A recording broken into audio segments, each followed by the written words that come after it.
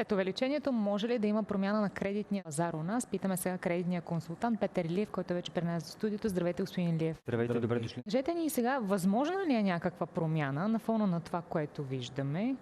По отношение на кредитите, разбира се, у нас. Добре е да кажем, че това е един стандартен инструмент на Европейската централна банка, с която се опитва да контролира инфлацията, и такива решения за промени се случват през месец и половина. Като следната година не е имало съществени корекции и това решение е вследствие на така увеличената инфлация заради конфликта в Иран, поскъпналите горива. А конкретно за България, за потребителите на кредити, ипотечни и потребителски кредити, няма да има някаква промяна, тъй като нашата банкова система се финансира основно от местния пазар. Депозитният ресурс е изключително изобилен, съотношението на кредити към депозити в България е значително по-ниско от еврозоната и въобще нашите банки нямат някакъв интерес и някаква нужда да ползват финансиране от ЕЦБ, което всъщност поскъпва в следствие на това решение на Европейската централна банка. Ако правилно ви разбирам, ликвидността на банките и нашите депозити ни пазят в този момент и за сега няма да има никакво отражение на тези